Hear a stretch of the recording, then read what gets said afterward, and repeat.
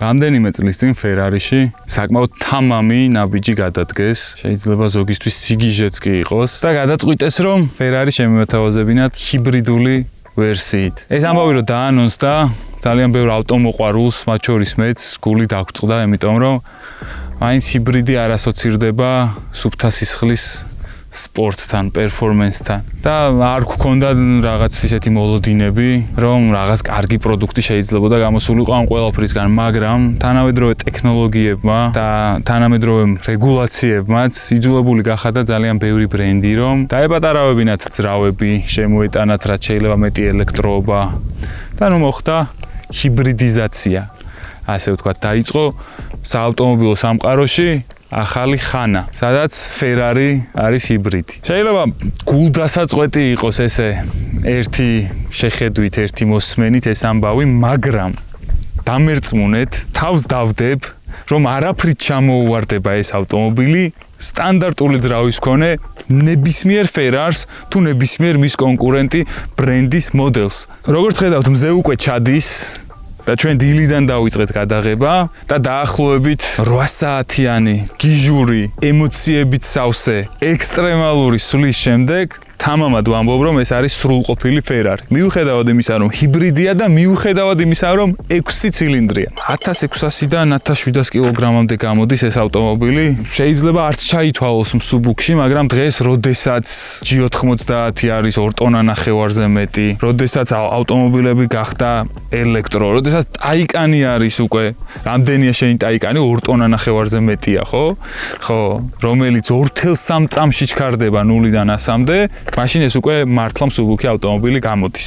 დიზაინი ძალიან კარგია. ეს აღარ არის პინინფარინას დახატული Ferrari, ეს არის უკვე Ferrari-ის დიზაინერების მიერ შექმნილი სრულიად ახალი ფორმები და ძალიან ბევრი ფუნქციური დეტალია ავტომობილზე, რაც შეიძლება ესე ერთი შეხედვით არ ჩანდეს და წინიდან რომ დავიწყოთ, ეს ჭრილები მაშუქებს ქვემოთ, აგრილებს მუხრუჭებს. და აი აქ გვაქვს ჭრილი, რომლიდანაც გამოდის უკვე ჰაერი და ამ უზარმაზარ კერამიკულ სამუხრუჭე დისკებს აგრილებს. აი აქედან წამოსული ნაკადი მომართულია ისე, რომ ჰაერი წამოვიდეს ეგრეთ წოდებული რადიატორებისკენ. ავტომობილის ყველაზე მაღალი წერტილი არის აი აქ და აქედან უკვე იწყებს დაბლა წამოსვლას და აქაც წამოსული ჰაერის ნაკადი სპოილერს ქვემოთ ექცევა და ავტომობილის უკანა მხარეს აწვება დაბლა. ეს ავტომობილი არის უკანა წამყვანი, განიერი საბურავები აყენია, რაც მოჭიდებას უზრუნველყოფს, მაგრამ დაუნფორსი მაინც გვჭირდება, რომ ავტომობილი კარგად მოეჭიდოს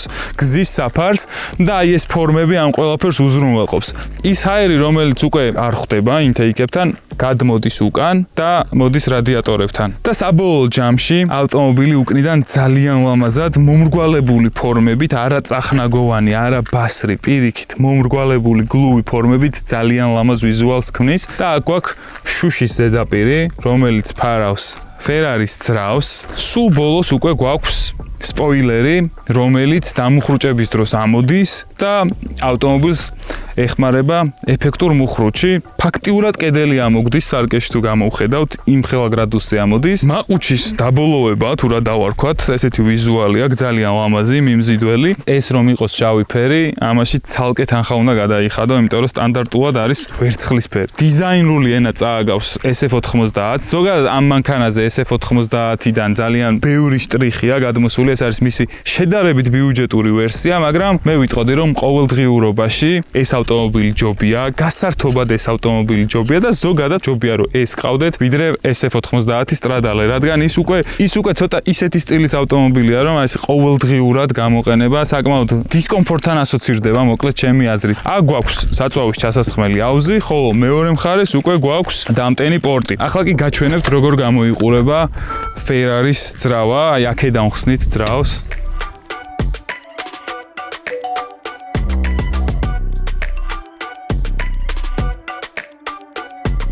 ამ ავტომობილის პრაქტიკულობა გამოიხატება თუნდაც ისეთ პატარა წვრილმანებში, როგორიც არის აი ეს 2 ცალი ამორტიზატორი, რომელიც იჭერს ამ შუშას, რომელიც საკმაოდ მძიმე იქნება, იმიტომ რომ არის ძალიან სქელი, ნაწრთობი მინა, ძალიან ცხელდება აქაურობა. რა თქმა უნდა, ამ ტემპერატურას რო გაუძლოს, უნდა იყოს ნაწრთობი მინა. ამორტიზატორებს დაუბრუნდები და რას გულისხმობდი? SF90 სტრადალეს მაგალითად არ აქვს ეს ამორტიზატორები და ჭხირი უნდა ამოწიო და აი აქ შეარჭო, როდესაც ყავს 980-ცხენიანი ჰიპერკარი Ferrari-სგან, რომელიც ღირს რაღაცა 350.000 ან 400.000 ევრო და აი აქ ეს რაღაც ჭხირი უნდა ამოიღო, შეარჭო. Ferrari-s 6-ცილინდრიანი ძრავა, ორმაგი ტურბო დაბერვით, რომელზეც მიბმულია ელექტროაგრეგატი და ორივე ერთად გამოიმუშავებენ 830 ცხენის ძალას და 740 ნიუტონ-მეტრს. ძარა არის სრულიად ალუმინის, მაქსიმალურად არის ნამუშევარი იმაზე, რომ გამოსულიყო რაც შეიძლება მსუბუქი, რადგან რა თქმა უნდა ეს ამდენი ელექტრომოტორები ავტომობილს ამძიმებს და საბოლოო ჯამში გამოუვიდათ ძალიან მაგარი, ყოველდღიური, შუაძრავიანი Ferrari. სუფთა სისხლის Ferrari. არავინ თქვას რომ 6-ცილინდრიანი Ferrari და ელექტროძრავი და ეგ ნამდვილი Ferrari არის. ეს არის ნამდვილი Ferrari. ენცო Ferrari ამბობდა რომ ის ქმნის სპორტულ ძრავებს და შემდეგ უყენებს საბურავებს ამ ძრავებს. ანუ მანქანა არ აინტერესებდა, მას აინტერესებდა პერფორმანსი, მას აინტერესებდა ციფრები, მას აინტერესებდა პირველობა ყველა სიტუაციაში და ეს ავტომობილი ზუსტად მაგ ყველაფერს გაძლევს. შესაბამისად, ეს არის ჭეშმარიტი Ferrari. თავარია მიზანი რა გაქვს, შეიძლება იმ მიზნამდე მიაღწიო 12-ცილინდრიანი ძრავით, ან შეიძლება მიაღწიო 6-ცილინდრიანი ჰიბრიდული ძრავით.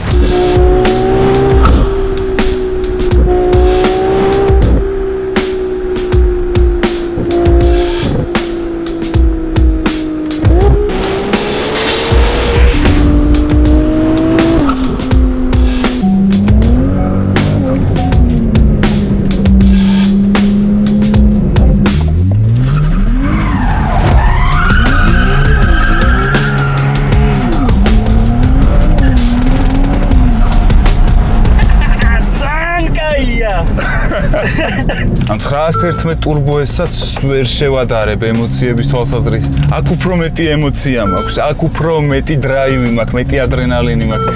თან ამ ყველაფერს ხელს უწყობს ის ფაქტი, რომ მანქანა არის უკანა წამყვანი. საერთოდ სხვანაირად იმართება, ვერ მოიწყენ ამ მანქანაში, ანუ სულ ბედნიერი ხარ, სულ იღიმი. იმისთვის რომ სულ ბედნიერი იყო, არის იდეალური ავტომობილი, ესე ვიტყოდი რა.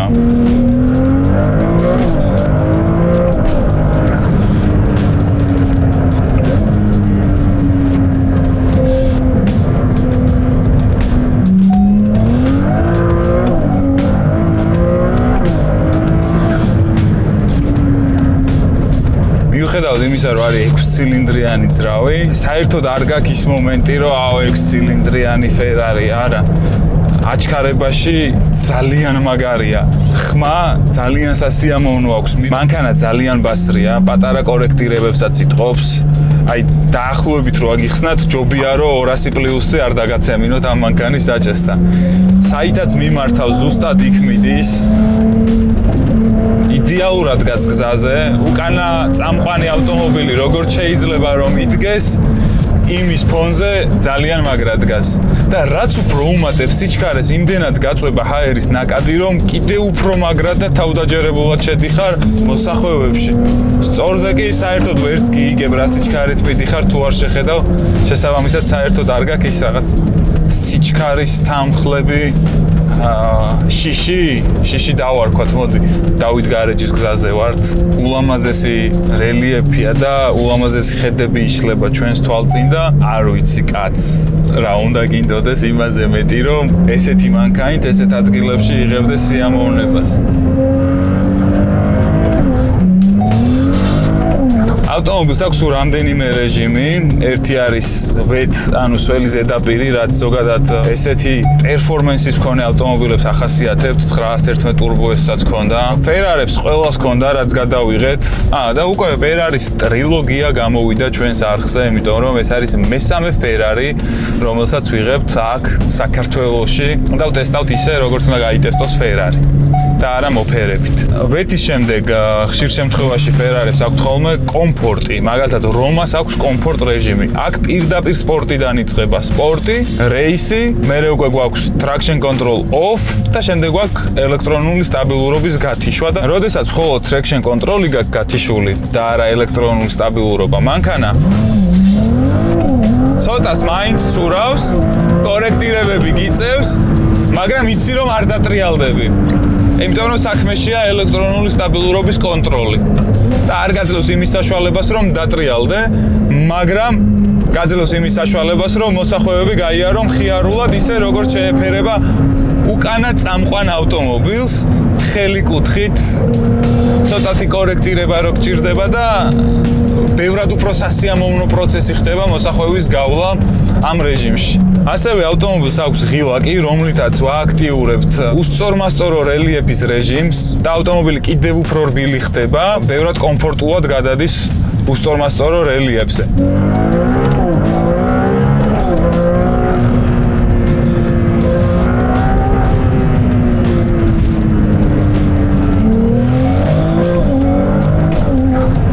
მოვედით ჩიხში და მარტივია.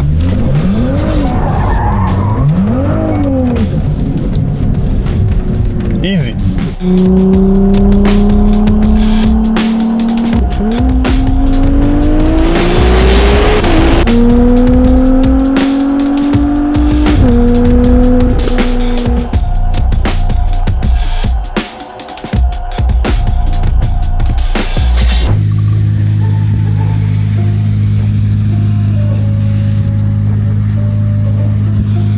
სამასზე გაგვწრა ნომერი.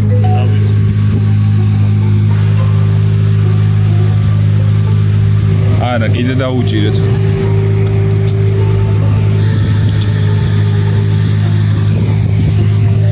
რა მეტყველებს ამ ავტომობილში პრაქტიკულობაზე?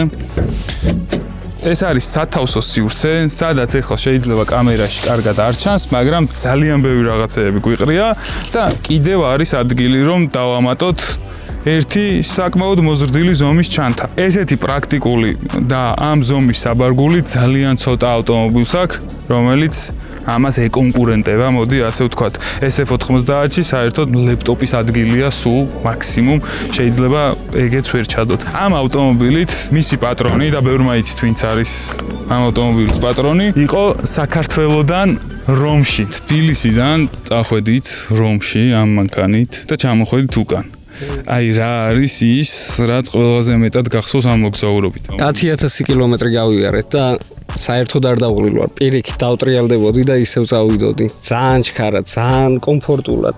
ყველანაირი კომფორტი გაქვს რა მანქანაში, როცა მანქანა გიყვარს რა, ავტომოყვარული ხარ, ამ მანქანით მოგზაურობა ცალკე სიამოვნება. მე მახსოვს გერმანიაში სიჩქარის შეზღუდვა რო არ არის და ვიდეო კოლით რომ მირეკავდი და ვიდეო კოლით მირეკავს, პასუხობ ხო რა შვები რა უშერაშვები, ძალიან წყნარ ტემპში მიდის დიალოგი და უცებ კამერას ატრიალებს და 330-ით მიდია. ძალიან წყნარად შვიდად ისე რომ ხმაურიც არ შემოდიოდა შეგნით. მიდია. 300-ის ზემოთაც იმდენად დაწვება ეს აეროდინამიკა რა, რომ მანქანა სტაბილურია რა, შეგიძლია ჩვეულებრივად გადახვიდე ზოლში გადმოხვიდე, იარო რამდენი ხანიც გინდა.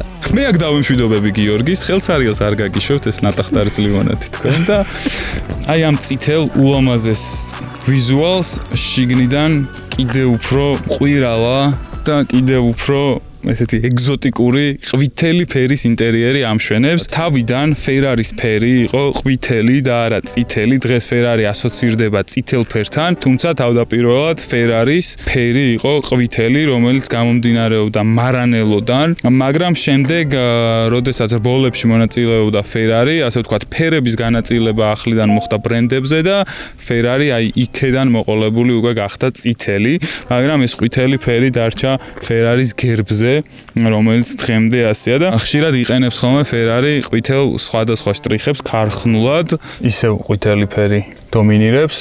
ესეთი გასაღები გვაქვს, რომელიც გვერდიდან არის კარბონში ჩასმული, ხოლო უკანა მხრიდან ტყავი და ქვემოთ აი აქ მეტალზე აწერია მოდელის სახელი. ამ გასაღებს ვათავსებთ აი აქ შუაში. და ძალიან ლამაზად გამოიყურება. გვაქვს გადაცემათა კოლოფი, საიდანაც ვირჩევთ როგორც უკუსლას, ასევე დაბალ გადაცემას, ავტომატურ თუ მექანიკურ გადაცემას. მექანიკურში იგულისხმება ის, რომ ჩვენ ითვრთავთ ხელით სიჩქარეებს და თვითონ ავტომობილი არ გადართავს.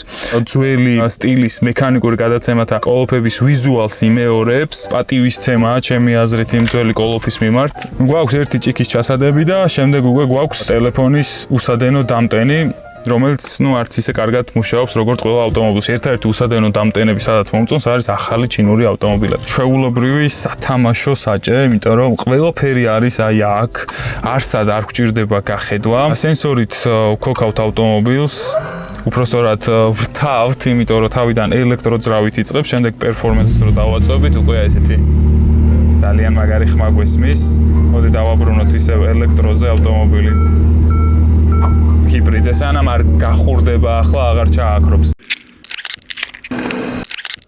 ყვითელი არეონი ძალიან უხდება ყვითელ ინტერიერს. გვაქვს ქვემოთ კარბონი, ასევე ზემოთ კარბონი, ხოლო შუაში, სადაც ყველაზე ხშირად ვკიდებთ ხელს, არის ძალიან სასიამოვნო ტყავის მატერიალი. გადამრთველები გვაქვს ასევე კარბონის და როგორც არ უნდა გეკომფორტულებოდეს საჭის ჭერა, ესე იქნება თუ ესე იქნება, გადამრთველებს ვერ აცდები, ასე რომ ყოველთვის გაქვს წვდომა გადაცემათა კოლოფთან. საჭეზე გვაქვს სენსორები, რომელიც არც თუ ისე კარგად მუშაობს და სიმართლე გითხრათ, მირჩევნია რომ სტანდარტული ღილაკები კონდეს პრაქტიკულობის თვალსაზრისით, მაგრამ ვიზუალურად ძალიან მაგარია ესეთი ელექტრო LED განათებებით კონტროლი. მგზავრს აქვს ასევე მონიტორი, რომელზეც გამოტანილია სხვადასხვა მონაცემები და მის სურვილსამებრ შეუძლია რომ შეცვალოს ეს ყველაფერი, შეუძლია აკონტროლოს მუსიკა, შეუძლია აკონტროლოს რადიო, შეუძლია უყუროს სიჩქარეს, კონკრეტულად რომელ სიჩქარეშია მანქანა ეგეც უჩანს, რამდენ ბრუნს ატრიალებს ძრავი ეგეც უჩანს და თუ მობეზრდება უბრალოდ შეუძლია გათიშოს ეს მონიტორი. ინტერიერის სივრცე მორგებულია მძღოლზე, მაქსიმალურად ასე ვთქვათ გარს გეკვრის და რა თქმა უნდა ეს ყველაფერი არის ძალიან დიდი კომფორტი, იმიტომ რომ ყველაფერს ძალიან მალე აი აქვე წვდები და მძღოლზეა მორგებული. რა თქმა უნდა ფერარი მძღოლზეც უნდა იყოს მორგებული და რაღაცით აქაურობა საბრძოლო ჯეტსაც წააგავს. ერთადერთი რასაც დავიწუნებდი არის ყვითელი ფერი, ოღონდ არა იმიტომ რომ ფერი არ მომწონს, ფერი ძალიან მომწონს, უბრალოდ ძალიან მალე ისვრება. ამ მანქანას აქვს 15000 კილომეტრი გავლილი და სავარძლებს ქიმწმენდა უკვე ესაჭიროება. სულ ერთი მონიტორი გვაქვს ავტომობილში, რომელიც არის ასევე მაჩვენებელთა დაფაც, ანუ ცალკე მულტიმედია მონიტორი არ გვაქვს. ეს არის ოფშენი, რომელიც მხოლოდ მგზავრის გამოდის ეს მულტიმედია მონიტორი, ხოლო მაჩვენებელთა დაფა ასრულებს ყველანაირ ფუნქციას, რაც ავტომობილს გააჩნია. მაგალითად, დამატებითი საყრდენის გამოწევა სავარძლიდან ხდება მონიტორიდან. სავარძელზე ეგეთი ღილაკი არ გვაქვს, რაც რა თქმა უნდა ყოველდღიურ რეჟიმში საკმაოდ დიდი დისკომფორტია. სავარძლების გათბობა, სავარძლების გაგრილება, აი ეს ყველაფერი კონტროლდება მონიტორიდან. ცალკე ღილაკები არ გვაქვს, იმიტომ რომ ინტერიერი ყოფილიყო მინიმალისტური და ყოფილიყო მხოლოდ ის ღილაკები, რაც მართვისთვის ან კლიმატისთვის გვჭირდება. ასევე, როდესაც Apple CarPlay-ს ჩავრთავთ, მისი გამოსახულებაც გამოდის წინ ამ მონიტორზე. წინახედვის კამერა გვაქვს, უკანახედვის კამერა გვაქვს, რომელიც ასევე წინ გამოდის, ცხოლისთვის არის მხოლოდ და ცალკე მონიტორი მოკლედ ავტომობილში არ გვაქვს. უკან გვაქვს ბადე, დამატებით სათავსოდ და ასევე გვაქვს ეგრეთ წოდებული ხელთათმანების ყუთი, რომელსაც ხედავთ თუ როგორი პატარაა. ინტერიერზე სულ ეს იყო, ერთადერთს დავამატებდი, რომ ისევ JBL-ი გვაქვს და ვისურვებდი, რომ რამე უფრო პრემიალური ხარისხის აუდიო სისტემა გქონდეს აქ, მიუხედავად იმისა, რომ JBL-ს ძალიან კარგი ჟღერადობა აქვს და თან ეს არ არის ჩვეულებრივი JBL, ეს არის JBL Professional, მაგრამ მაინც Ferrari-ა და სულ მხოლოდ იმიტომ, რომ ეწეროს, ჯობია ეწეროს Bang-ი ან რაიმე მსგავსი დონის აუდიო მწარმოებლის წარწერა. ავტომობილს ძალიან დიდი დრო აქვს გატარებული აეროდინამიკულ ტუნელში. ქვედა მხრიდან, როგორც ფორმულა 1-ის ბოლიდი, სულ არის დაზოლილი. ჰაერის ნაკადს აძლევს სწორ მიმართულებას მაქსიმალური პერფორმანსისთვის და ეს ჰაერის ნაკადი ბოლოს უკვე ამ დიფუზორების საშუალებით ხდება გარეთ, ასე ვთქვათ. ახლა კი მოусმინოთ ამ 6 ცილინდრიანი ძრავის ჟღერადობას.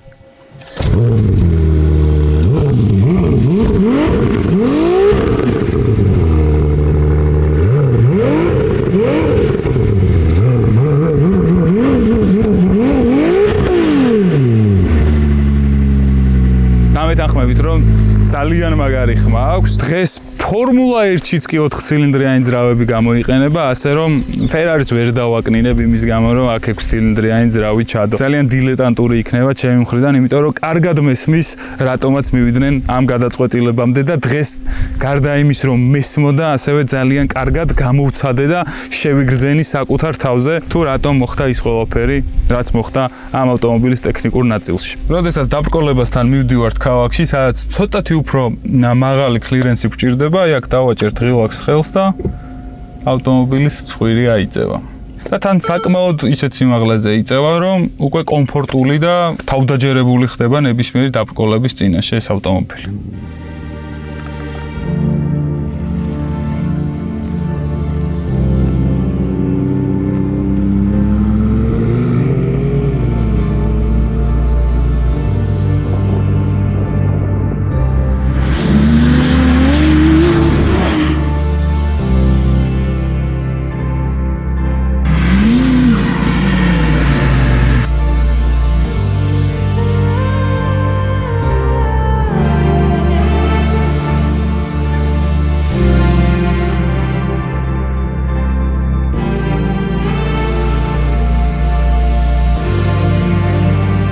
გადმოვინაცვლეთ თბილისში.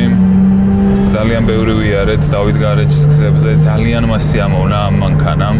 როგორც სწორგზაზე, ისე მოსახვევებში და ყველანაირად ძალიან სასიამოვნო ავტომობილია, მათთვის, ვისაც ადრენალინით სავსე შეგრძნებები უნდა ავტომობილისგან. ახლა კი დროა, რომ ჰიბრიდ რეჟიმში გადავიდეთ და ეს მებრძოლი სულის კვეთებაც ნელ-ნელა გაქრა. და ავტომობილი გახდა ჩვეულებრივი ეკონომიური ყოველდღიური მანქანა. გვაქვს e-drive-იც და როდესაც e-drive-ზე გადავიტანთ, რამდენიც არ უნდა ვეცადოთ, მოკლედ ძრავს არ ჩართავს. აი ახლა ბოლომდე ვივაჭერ აქსელერატორს და არც აჩქარება აქვს ისეთი რომ თქვათ, რომ რაღაცა ელექტრომანქანისგან ველოდებით, არა, ალბათ ჩვენი კამერა ქარით გაგვასწრებს, Renault Koleos-ი, ვარიატორი კოლოფით. ქალაქში რა თქმა უნდა ძალიან დიდ ყურადღებას იქცევს, ყველა გიყურებს, ყველა ცდილობს კონტაქტში შემოსვლას, კომპლიმენტებს არ გაკლებენ და ასე შემდეგ. მოკლედ ძალიან დიდ ყურადღებას იქცევს ეს ავტომობილი ქალაქის პირობებში. ახლა ისევ ჩავვრთეთ შიდაწვის ძრავა და ძალიან სასიამოვნო ხმები მოდის. რა თქმა უნდა, როდესაც ძრავა გაქვს ჩართული, კიდევ უფრო მეტ ყურადღებას იქცევ, იმიტომ რომ ეს ხმა გარეთ კიდევ უფრო სასიამოვნოდ ისმის, ვიდრე შიგნით კაბინაში. თამამად შეიძლება ითქვას, რომ ეს ავტომობილი საერთოდ ყველა სიტუაციაში მოყვება და ყველა სიტუაციაში განიჭებს სიამოვნებას. უბრალოდ ყნარად მშვიდად, როდესაც გადაადგილდები ქალაქში, მაშინაც კი ძალიან სასიამოვნოა ამ ავტომობილის მართვა. ხოლო დღეს სადაც ჩვენ ვიყავით, იმ გარემოში საერთოდ იდეალურია და ძალიან სასიამოვნო შეგრძნებებს აღძრავს. მოკლედ ხმამაღლა ვიტყვი, რომ დღეს თუ რამე პროდუქტს გვთავაზობს Ferrari, ეს არის საუკეთესო. თავიდან Ferrari-მ გამოუშვა SF90 და SF90-ისთვის შექმნილი ტექნოლოგიებიდან რაღაცეები 296-საც ერგო. თუმცა ეს ის შემთხვევა, როდესაც შვილი ჯობია მამას. ბევრი რომ აღარ ვისაუბრო, თუ გაქვთ ამ ავტომობილის ყიდვის საშუალება, აუცილებლად იყიდეთ.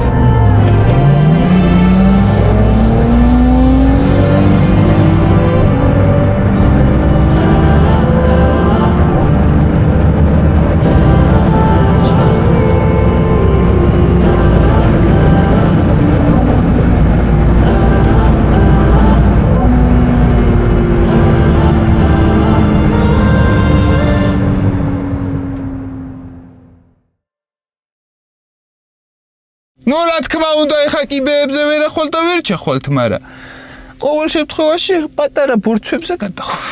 თუ შეიძლება 14 ლარისა რო გავაზიპინოთ. ერთი გვაქვს უ. შენ ძმოსო ვიპოვით რა, სადღაც აქ. დაწყება დაიწყე და. დამთავრება დავამთავრო. ანუ ძრავზე ცილაპარაკე და იმაზე. აქ ვილაპარაკებ ყველაფერზე ვაფშე.